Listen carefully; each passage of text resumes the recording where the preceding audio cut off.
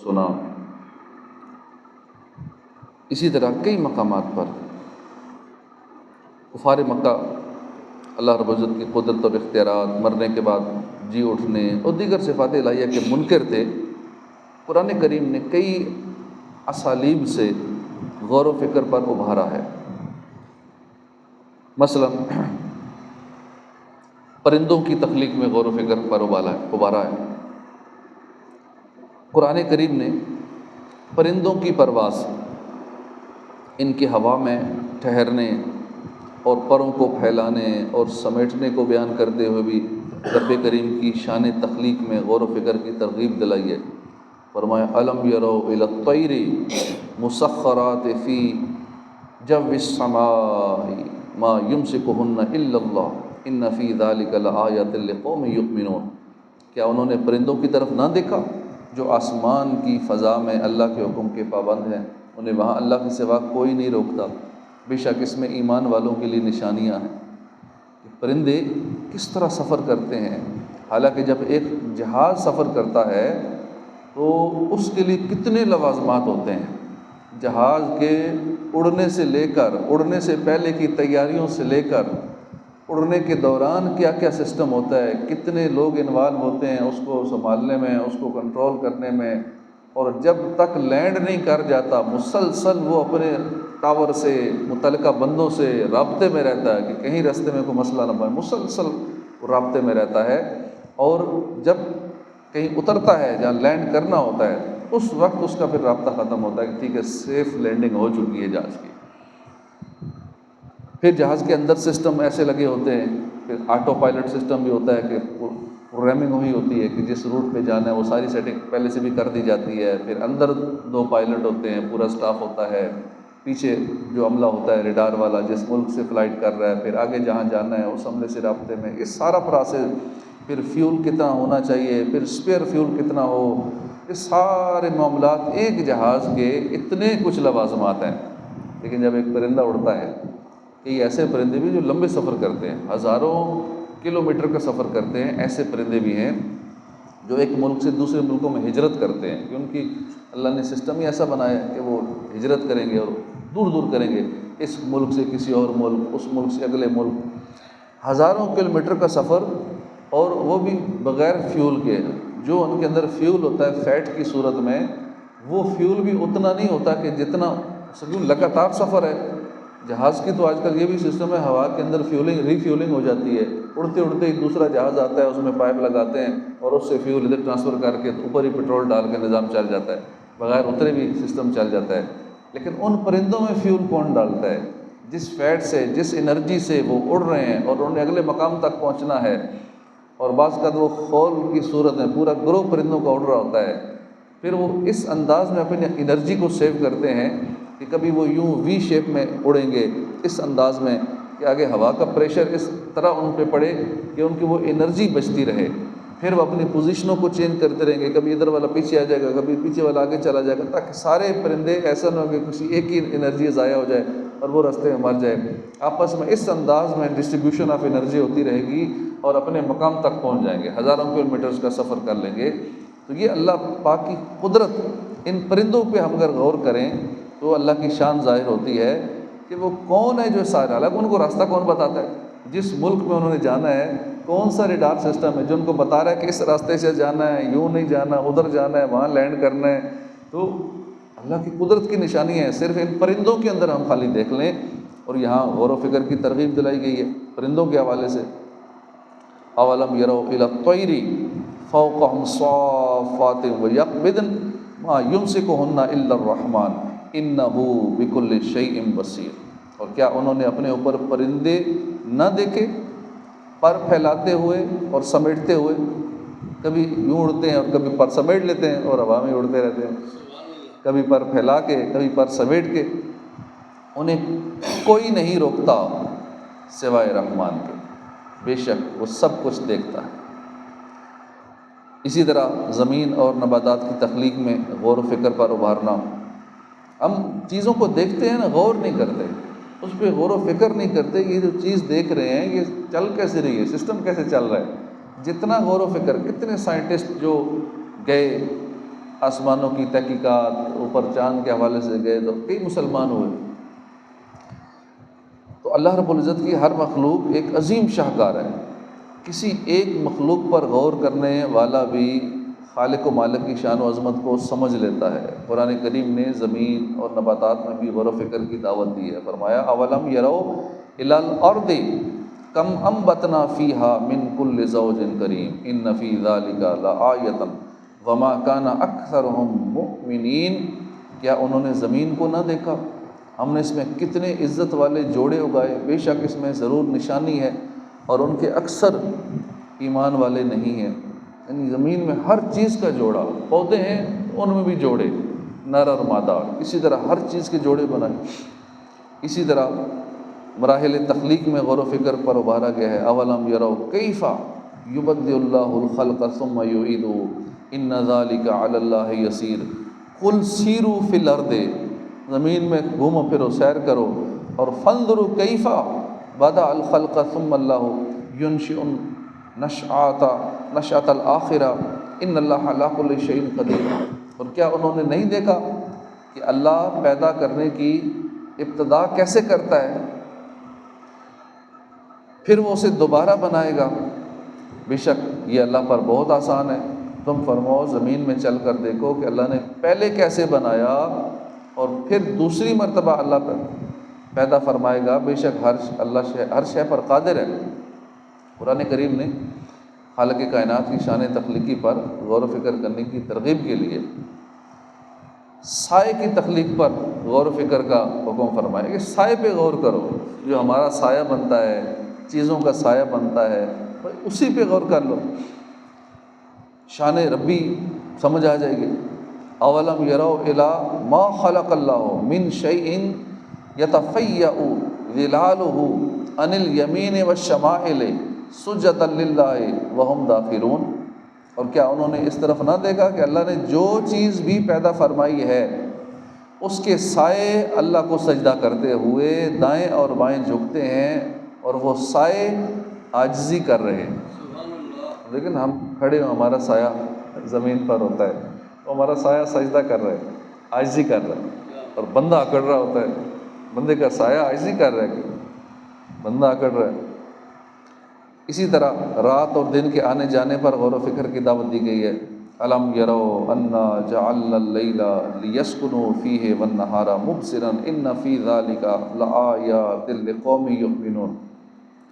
کیا انہوں نے نہ دیکھا کہ ہم نے رات بنائی اس میں آرام کریں، اور دن کو بنایا دکھانے والا، سجانے والا؟ بے شک اس میں ضرور نشانیاں ہیں ان لوگوں کے لیے کہ ایمان رکھتے ہیں۔ تو یہ سسٹم اللہ نے بنایا، جو اس کا اپوزٹ چلے گا اس کا سائیڈ ایفیکٹ ہوگا، نقصان ہوگا۔ عموماً جو لوگ راتوں کو جاگتے ہیں، دن کو سوتے ہیں، زیادہ عرصہ یہ سسٹم رکھیں تو ان کی صحت خراب ہو جاتی ہے، ان کی مینٹل ہیلتھ، فزیکل ہیلتھ، اس پہ اثر پڑتا ہے اچھا خاصا۔ اس لیے فطرت کا تقاضا یہ ہے کہ رات کو آرام، دن کو کام، اور دن میں بھی صبح کا وقت یہ زیادہ برکت والا ہے، اس میں زیادہ کام ہو جاتا ہے، بندہ زیادہ ایکٹیو ہوتا ہے۔ اسی طرح رزق کی تقسیم پہ غور کیا جائے۔ اولم یروا ان اللہ یبسط الرزق لمن یشاء ویقدر ان فی ذلک لآیۃ لقوم یؤمنون۔ اور کیا انہوں نے نہ دیکھا کہ اللہ رزق وسیع فرماتا ہے جس کے لیے چاہے، اور تنگی فرماتا ہے جس کے لیے چاہے؟ بے شک اس میں نشانیاں ایمان والوں کے لیے۔ اب سب کا رزق برابر ہو جاتا، سارے ہی امیر ہوتے، کام کون کرتا؟ نائی کا کام کس سے لیتے، جوتے سلانے کا کام کس سے لیتے، ہر ایک کو ملازم کہاں سے رکھتے، مستری مزدور کہاں سے ملتے، وہ سارے پیسے والے ہوتے، کام کرنے والا بندہ ہی نہ ملتا۔ اب جس طرح کے مسائل اب کئی ملکوں میں بنتے جا رہے ہیں کہ وہاں آپ کہتے ہیں اب آبادی نہیں ہے، دوسرے ملکوں سے لوگ بلائے جا رہے ہیں، وہ ہماری آبادی بڑھاؤ، مین پاور کم ہوتی جا رہی ہے، اسٹرینتھ کم ہو رہی ہے، آبادی کم ہو رہی ہے، تو کس کو کتنا رزق دینا ہے، زیادہ دینا ہے، کم دینا ہے؟ تو یہ اللہ کی حکمتیں ہیں، ایک دنیا کا نظام چلانے کے لیے یہ سارا کچھ ایسا کیا گیا ہے۔ ملازم ملتے ہی نہ، اگر سارے پیسے والے سب کو رزق برابر دے دیا جاتا تو پھر ہر بندہ ہی چودھری ہوتا، ٹھیک ہے، کام نہیں کرنا، ہم نے کوئی کام نہیں کرنا۔ تو یہ اللہ کی حکمتیں ہیں رزق کی تقسیم میں بھی۔ اس میں ہم غور کریں تو اللہ کی شان ظاہر ہوتی ہے۔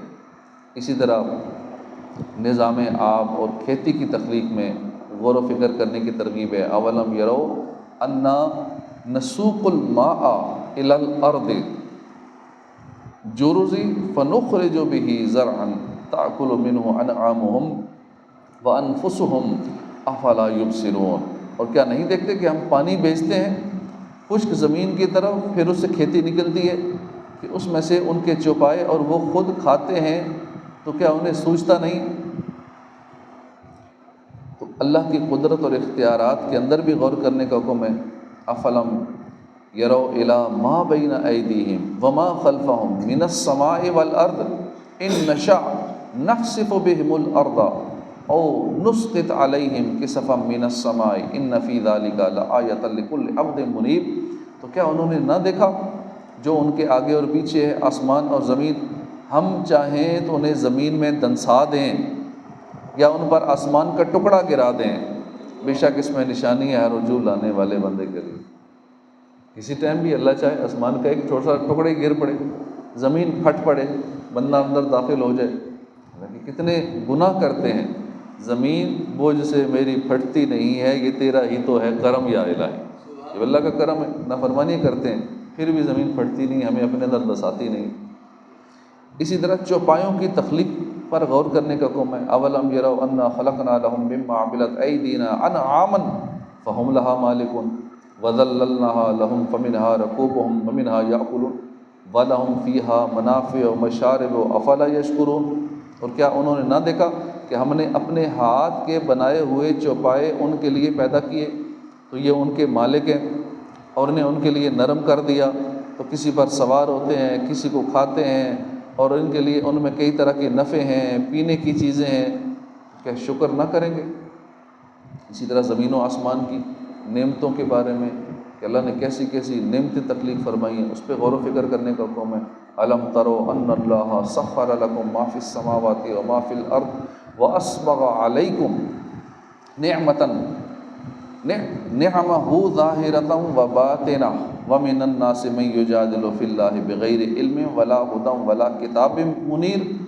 کیا تم نے نہ دیکھا کہ اللہ نے تمہارے لیے کام میں لگائے جو کچھ آسمانوں اور زمین میں ہے، اور تمہیں بھرپور دیں اپنی نعمتیں ظاہر اور چھپی، اور بعض آدمی اللہ کے بارے میں جھگڑتے ہیں یوں کہ نہ علم نہ عقل نہ کوئی روشن کتاب۔ ان آیات مبارکہ کا خلاصہ یہی ہے کہ کیا ان کافروں نے دیکھا کہ اللہ تعالیٰ پیدا کرنے کی ابتدا کیسے کرتا ہے اور درجہ بدرجہ تخلیق کو مکمل کرتا ہے، پھر آخرت میں دوبارہ زندہ کرے گا۔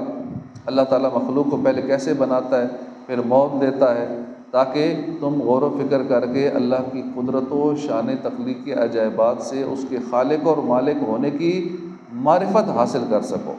اور دیکھو کہ اللہ نے چیزوں کے سائے پیدا فرمائے ہیں، اور سائے کا کیسا انداز ہے کہ سورج طلوع ہوتے وقت اس کا سایہ ایک طرف ہوتا ہے، غروب ہوتے وقت دوسری طرف ہوتا ہے۔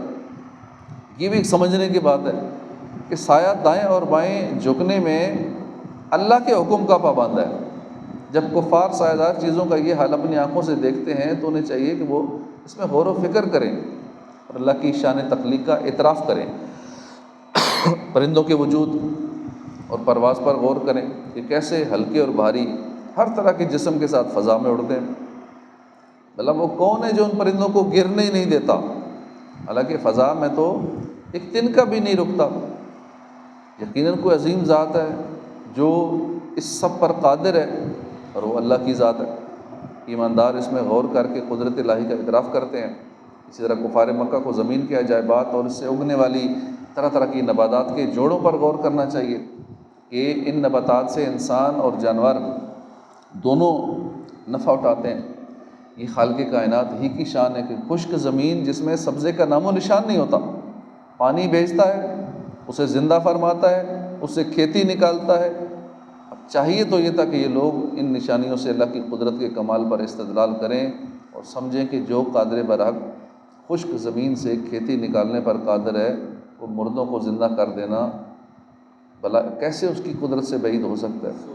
کفار مکہ کی عقل و دانش کو یوں بھی للکارا گیا کہ دیکھو یہ جو تم مرنے کے بعد دوبارہ اٹھائے جانے کے منکر ہو، ذرا غور تو کرو کہ جو ذات دن کو رات میں بدل دیتی ہے، رات کو دن میں بدلنے پر قادر ہے، بھلا وہ مردے کو زندہ کرنے پر کیوں قادر نہ ہوگا؟ کیونکہ وہ قادر ہے۔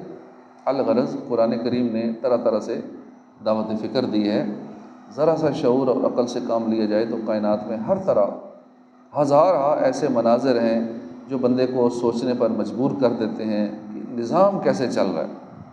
بھلا یہ کیسے ممکن ہے کہ بارش ہو اور مردہ زمین صرف اتفاقی طور پر زندہ ہو جائے؟ بارش ہو اور زمین اتفاقی طور پر زندہ ہو جائے، ہلکے سے ہلکا کاغذ بھی فضا میں رک نہ سکے، تو بھاری بھرکم شاہین گدھ یہ کیسے رک رہے ہیں؟ سورج، چاند، ہزاروں لاکھوں سیارے، ستارے، یہ کس اتفاق کے تحت چل رہے ہیں؟ جی ہاں، وہ ذات صرف اللہ کی ذات ہے۔ یہی قرآن کریم کی دعوت ہے کہ اس پہ غور و فکر کیا جائے۔ ہم غور و فکر نہیں کرتے چیزوں کی تخلیق میں کہ نظام کیسے چل رہا ہے۔ تو یہ جو سارے نظام کو چلا رہا ہے وہ اللہ پاک مرنے کے بعد دوبارہ بھی زندہ کرنے پر قادر ہے، اور زندہ کرے گا اور سب کا حساب لیا جائے گا، اور ایک ایک ذرے کا، ایک ایک تنگے کا اس دن حساب ہر ایک کو دینا پڑے گا۔ اب یہ سارا کچھ جتنی مخلوقات ہیں، سورج، چاند، ستارے، یہ ہوائیں، یہ سب کچھ انسان کے لیے، اور انسان کو اللہ پاک نے اپنی عبادت کے لیے پیدا فرمایا ہے، لیکن بندہ اور کاموں میں لگ گئے، جو کام نہیں کرنے والے تھے ان میں لگا ہوا ہے۔ جس کام کے لیے دنیا میں آیا ہے وہ کام نہیں کر رہا، باقی سارا کچھ کر رہا ہے۔ تو ہمیں عبادت میں اپنا وقت گزارنا چاہیے، جس مقصد کے لیے بنے ہیں۔ اب ہمیں آکسیجن کے لیے کچھ نہیں کرنا پڑ رہا، اللہ پاک ہم نظام بنا دیا، ہمیں مل رہی ہے۔ کیسے آکسیجن دینی ہے، درختوں کے ذریعے دینی ہے، کیسے کرنا ہے، کتنی چاہیے، کہاں کیا چاہیے، وہ اللہ پاک نے ہمیں فری میں دی ہوئی ہے۔ اب ہم سوچتے بھی نہیں ہیں، نہیں ہمیں آج کے لیے اتنی آکسیجن اکٹھی کرنی ہے جی، کل روز کے لیے اتنی چاہیے، کل کے لیے اتنی چاہیے۔ اب جس اکا دکا مریض کو چاہیے ہوتی ہے اس کے ہزاروں روپے روز کے لگ جاتے ہیں ایک ایک سلنڈر پہ، لیکن اللہ پاک نے ہمیں دی ہوئی ہے، ہمیں اس کے لیے کچھ نہیں کرنا پڑ رہا۔ آگے تم آکسیجن کی فکر چھوڑو، تم عبادت کرو، تمہیں اس مقصد کی پیدا کی ہے۔ دن رات کا سارا نظام کہ دن اتنا رات اتنے، کبھی رات چھوٹی کبھی دن بڑا، یہ سارا نظام چل رہا ہے، تم اس کی فکر نہ کرو، تم اللہ کی عبادت کرو۔ یہ نظام ہم چلا رہے ہیں، تمہارے فائدے کے لیے چلا رہے ہیں۔ رات تمہارے لیے بنائی، دن تمہارے لیے بنایا، رات میں تم یہ کرو، دن میں تم یہ کرو۔ اور اندر کا نظام جو چل رہا ہے یہ تو چلو باہر کے سسٹم ہے، اپنی باڈی کے اندر سسٹم دیکھ لیں، چل رہے ہیں۔ ہمیں روز کوشش نہیں کرنی پڑتی کہ آج دل کو دھڑکانا ہے تو اس کے لیے یہ کرنا پڑے گا، دل 1 منٹ میں اتنی بار دھڑکے گا، کہیں کم ہو گیا تو بھی مسئلہ بنے گا، زیادہ ہو گیا تو بھی پرابلم بنے گی۔ وہ اپنے سسٹم کے مطابق اللہ پاک کا نظام ایسا بنا رہا ہے، ہماری توجہ بھی نہیں ہوتی، سوتے ہوئے بھی دل دھڑک رہا ہے، کیونکہ جب اس نے رک جانا ہے وہ تو سسٹم ختم ہو جائے گا، مر جائیں گے۔ لیکن اللہ پاک کا خاص کرم ہے کہ ہر چیز کا نظام وہ چلا رہا ہے اور پراپر چلا رہا ہے، اور ہمیں حکم ہے اللہ کی عبادت کرو، تم اللہ کے لیے ہو، ہر چیز تمہارے لیے، سب کچھ تمہارے لیے، لیکن تم اللہ کے لیے ہو۔ تو ہمیں اپنا وقت، زندگی کی جو مختصر سا ایام ہیں اس کو عبادت میں گزارنا چاہیے، اور دنیا سے دل نہیں لگانا، آخرت طلب کرنی ہے۔ ہم صرف دنیا ہی مانگتے رہتے ہیں، جہاں دعا کی قبولیت کا کوئی مقام آتا ہے، کوئی وقت ہوتا ہے، وہاں بھی ہم دنیا ہی مانگتے ہیں، حالانکہ آخرت مانگنی چاہیے، کیونکہ دنیا تو جا رہی ہے۔ اب دنیا مل بھی گئی تو کریں گے کیا اس کا؟ جا ہی رہی ہے، بال سفید ہو جاتے ہیں تو ویسے ہی کنفرمیشن ہو جاتی ہے کہ واپسی کی تیاری، ایک بال بھی سفید آ جائے تو کنفرم ہو جائے، تو بس تیاری کر لو، پیغام آ گیا، میسج آ گیا موت کا۔ بیماری یہ بھی موت کا قاصد ہے، سفید بال ہو جانا، جسم کمزور ہو جانا، یہ موت کا قاصد ہے، اور دن بدن کمزوری آتی ہے۔ مولا علی فرماتے ہیں سن لو بے شک دنیا منہ پھیرے جا رہی ہے، آخرت آ رہی ہے، ان دونوں کے طلبگار ہیں، دنیا کے بھی ہیں آخرت کے بھی ہیں، تم دنیا کے طلبگار مت بننا، آخرت کے طلبگار بنو، بے شک آج عمل کا دن ہے، حساب نہیں ہے، کل عمل کا وقت نہیں ہے، حساب کا دن ہوگا، اس لیے آخرت طلب کرنی ہے۔ صحابی رسول حضرت عبداللہ بن مسعود فرماتے ہیں ایک روز میں نے دیکھا کہ حضور صلی اللہ علیہ وسلم کھجور کی چٹائی پر آرام فرمایا، ہمیں بھی سنت کی نیت سے کبھی کبھی اس پہ لیٹنا چاہیے، ہو سکے تو روز ہی لیٹنا چاہیے۔ آپ کے پہلو مبارک میں چٹائی کے نشان پڑ گئے۔ میں نے عرض کی یا رسول اللہ ہمیں اجازت دیں، آپ کے لیے ہم کو نرم سا بستر بچھا دیں تاکہ آپ سکون سے آرام فرمائیں۔ یہ سن کر رحمت دارین مالک کونین صلی اللہ علیہ وسلم نے فرمایا میرے دنیا سے کیا تعلق، میری اور دنیا کی مثال تو ایسی جیسے کہ مسافر سخت گرمی کے دن سفر کر رہا ہو اور اس دوران وہ کسی درخت کے نیچے ٹھہرے، کچھ دیر آرام کرے، پھر اپنی راہ چلا جائے۔ اے چٹائی کا بچھونا، کبھی خاک ہی پہ سونا، کبھی ہاتھ کا سرانا مدنی مدینے والے، تیری سادگی پہ لاکھوں، تیری عاجزی پہ لاکھوں ہو سلام عاجزانہ مدنی مدینے والے۔ تو واقعی حقیقت ہم مسافر ہیں، یہ دنیا گویا کہ بیچ صحرا میں ایک درخت ہے، وہاں مطلب تھوڑی دیر رکتا ہے اس درخت کے نیچے۔ اور آج کل ذرا زیادہ لگژری مسافر خانے ہیں، ہوٹلز بڑے لگژری قسم کے ہوتے ہیں، وہاں بھی دل کوئی نہیں لگاتا۔ چاہے ہوٹل میں ایک ایک کمرہ ایسا بھی ہے، بعض ہوٹل مہنگے ہوتے ہیں کہ وہاں لاکھوں روپے ایک ایک رات گزارنے کے ہوتے ہیں، ورنہ 10-20 ہزار 50 ہزار یہ تو نارمل ریٹ ہوتا ہے عام ہوٹلوں کا۔ اب وہاں جتنا بھی خوبصورت ہوٹل ہو، جتنا خوبصورت کمرہ ہو، ساری سہولتیں ہوں، دل نہیں لگا، تجھے پتہ ہے عارضی ہے، تو دنیا میں پھر کیوں دل لگاتے ہیں؟ یہ بھی عارضی ہے، یہ بھی ہوٹل کی طرح ہے، ایک سرائے ہے، ایک صحرا کے اندر درخت کی مانند ہے، یہ بس تھوڑی دیر رکنا ہے پھر آگے سفر ہے، لیکن ہم وہاں دل لگا لیتے ہیں۔ اب سرائے میں، مسافر خانے میں جو بندہ دل لگائے اس کو سارے بیوقوف کہتے ہیں۔ بھائی یہ راستے میں عارضی رکے ہیں، مستقل ٹھکانہ نہیں ہے، ٹھکانہ آگے ہے۔ تو ہم بھی زندگی کا سفر کر رہے ہیں، کبھی ایسا ہوا کہ ہم سفر پر ہوں، راستے میں بڑے خوبصورت مقام آ جائے، بندہ دل لگا لے بس اب ادھر ہی رہ جانا ہے، یہیں زندگی گزارنی ہے، یا راستے میں کھانا وغیرہ کھانے کے لیے کسی ہوٹل پہ روکے وہیں دل لگا لے کہ نہیں نہیں بس ادھر ہی رہنا ہے۔ ایسا نہیں ہوتا۔ مسافر دوران سفر بیسیوں خوبصورت مقامات دیکھتا ہے، بس دفعہ ہوٹلوں وغیرہ میں روکتا ہے تو حالانکہ گھر کی نسبت بعض اوقات وہاں زیادہ آرام ہوتا ہے، اتنی سہولیات ہوتی ہیں، اس کے باوجود دل نہیں لگاتا، وہاں کی نعمتوں میں گم نہیں ہوتا، جلدی گھر لوٹ آتا ہے۔ تو یہ دنیا بھی ایسی ہے، ہم مسافر ہیں، کچھ عرصے کے لیے ٹھہرے ہیں اور پھر آگے سفر آخرت پہ روانہ ہو جائیں گے۔ اللہ پاک پیارے آقا صلی اللہ علیہ وسلم کے صدقے ہمیں دنیا سے بے رغبتی نصیب فرمائے اور ہم آخرت کی فکر کرنے والے بن جائیں، ہمارے دل سے نکل جائے الفت دنیا، دے دل میں عشق محمد میرے رچا یا رب، صلو علی الحبیب صلی اللہ تعالی علی محمد۔ اعوذ باللہ من الشیطان